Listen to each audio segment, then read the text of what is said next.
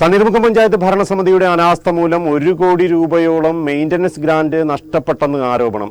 UDF നേതൃത്വത്തിൽ പഞ്ചായത്ത് യോഗം ബഹിഷ്കരിച്ചു.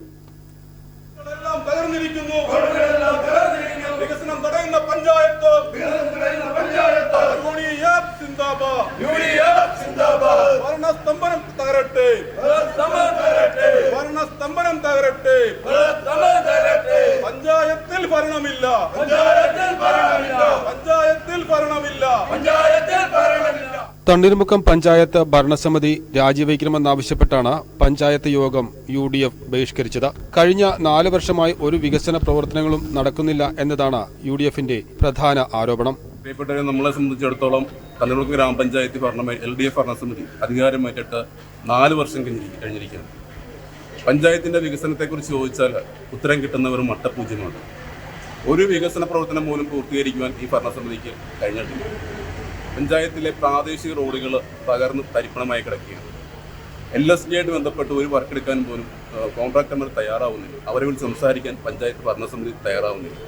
അതോടൊപ്പം തന്നെ ഓരോ വാർഡിലും പഞ്ചായത്ത് മെമ്പർമാരിട്ടിരിക്കുന്ന റോഡുകൾ, ആ റോഡുകൾക്ക് MGNRISന്റെ ഫണ്ട് അനുവദിപ്പിച്ച ടെൻഡർ നടപടിയിലേക്ക് മുന്നോട്ട് പോകുമ്പോൾ ഇവിടെ പഞ്ചായത്ത് ഉദ്യോഗസ്ഥർ ഉൾപ്പെടെയുള്ളവർ ന്യായങ്ങൾ പറഞ്ഞുകൊണ്ട് ആ വികസനത്തെ, ആ റോഡിന്റെ ടെൻഡറുകൾ ഉൾപ്പെടെയുള്ള കാര്യങ്ങൾ തടയുന്ന ഒരു സമീപനമാണ് എടുത്തിരിക്കുന്നത്. ലൈഫ് ഭവന പദ്ധതി ഉപേക്ഷിക്കപ്പെട്ടിരിക്കുകയാണ്. തണ്ണീർമുക്കം ഗ്രാമപഞ്ചായത്ത് വിവിധ ഭാഗങ്ങളിൽ വെള്ളം കയറിയിട്ട്, കായലിൽ നിന്ന് വെള്ളം കയറിയിട്ട് അതിനെതിരെ യാതൊരു നടപടിയെടുക്കുവാൻ അവർക്ക് സാധിച്ചിട്ടില്ല. വെള്ളിയാകുളം വികസന പദ്ധതിയായിട്ട് ബന്ധപ്പെട്ട് നടപ്പിലാക്കേണ്ട പദ്ധതികൾ വട്ടപ്പുജി നിൽക്കുന്നു. ഒരു പദ്ധതി പോലും പൂർത്തിയാക്കാൻ പറ്റാത്ത സാഹചര്യമാണ് ഇന്ന് പഞ്ചായത്തിലുള്ളത്. വെള്ളിയാകുളം കൃഷിഭവൻ ഇടിഞ്ഞുപൊളിഞ്ഞ് വീഴാറായിരിക്കുകയാണ്.